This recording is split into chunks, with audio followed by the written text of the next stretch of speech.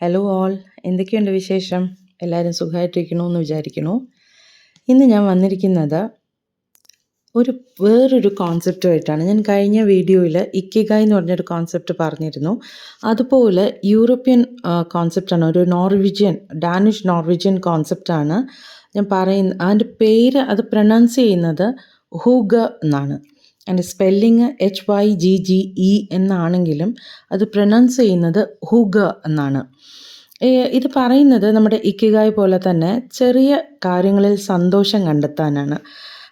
അവർ പറയുന്നത് ഈ കോൺസെപ്റ്റ് ഹുഗ എന്നുള്ള കോൺസെപ്റ്റ് പറയുന്നത് നമ്മുടെ പ്രിയപ്പെട്ടവരുമായിട്ട്, നമ്മുടെ ലവ്ഡ് വൺസുമായിട്ട് നമുക്ക് ക്വാളിറ്റി ടൈം സ്പെൻഡ് ചെയ്യാം.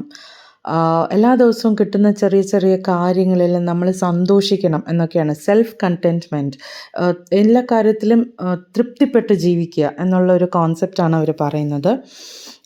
പിന്നെ അവർ പറയുന്നത് എന്ത് കാര്യമായാലും, ഇപ്പോൾ ഒരു ചെറിയൊരു പിക്നിക് ആയാലും, നമ്മുടെ ഫാമിലിയുമൊത്തുള്ള ഒരു പിക്നിക് ആയാലും, ഒരു കപ്പിൾസ് ഒരു ബൈക്ക് റൈഡിന് പോയാലും, ഇപ്പോൾ ഹസ്ബൻഡ് വൈഫോ ആണെങ്കിലോ പാർട്ട്നേഴ്സ് ആണെങ്കിലോ അവരൊരു ചെറിയൊരു ബൈക്ക് റൈഡിന് പോയാലോ അതൊക്കെ ഹൂഗ ആക്ടിവിറ്റി ആണെന്നാണ് അവർ പറയുന്നത്. അവർ പറയുന്നത് അതിനുള്ള ഹൂഗ ആക്ടിവിറ്റി ചെയ്യാനായിട്ടുള്ള ഒരു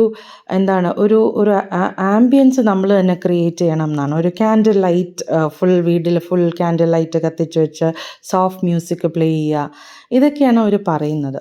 അപ്പോൾ ഈ കോൺസെപ്റ്റ് എനിക്ക് നല്ലതായിട്ടൊന്ന് ഇഷ്ടപ്പെട്ടു. അപ്പോൾ നിങ്ങളുമായിട്ടൊന്ന് ഷെയർ ചെയ്യാമെന്ന് വിചാരിച്ചു.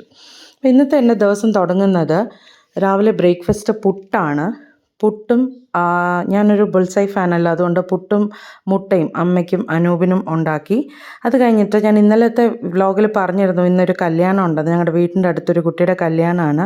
അപ്പോൾ അതിനു വേണ്ടി റെഡി ആയിട്ട് പോവുകയാണ്. ഓൺ ദ വേ കുഞ്ഞമ്മയും കൊച്ചച്ഛനെയും കൂടെ പിക്ക് ചെയ്യണം. അപ്പോൾ അവർ ഞങ്ങളുടെ വീടിൻ്റെ അടുത്താണല്ലോ, അപ്പോൾ അവരെയും കൂടെ പിക്ക് ചെയ്തിട്ട്, ഇത് വെള്ളനാട് മുടിപ്പുര ശ്രീ ഭദ്രകാളി ദേവി ക്ഷേത്രമാണ്. അപ്പോൾ അവിടുത്തെ ഓഡിറ്റോറിയത്തിൽ വെച്ചിട്ടായിരുന്നു കല്യാണം.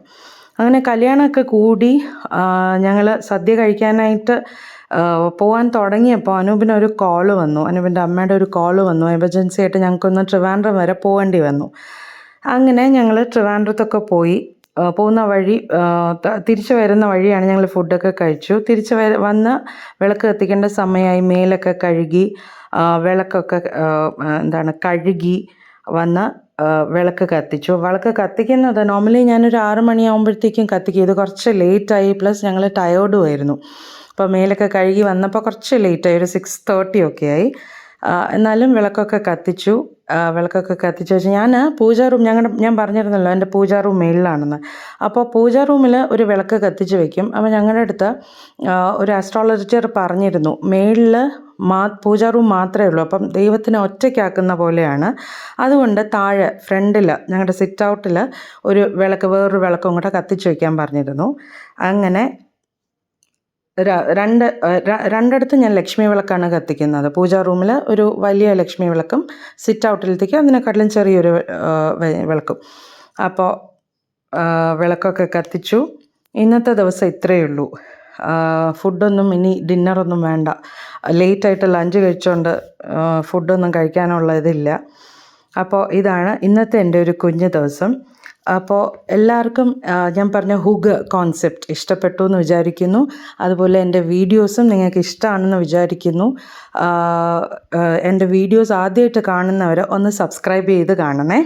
അതുപോലെ നിങ്ങളുടെ കമൻസ് എല്ലാം എന്നെ അറിയിക്കണം, ഷെയർ ചെയ്യണം എൻ്റെ വീഡിയോ. എല്ലാവരും ആ വീഡിയോ ഒന്ന് ലൈക്കും കൂടെ ചെയ്തേക്കണം.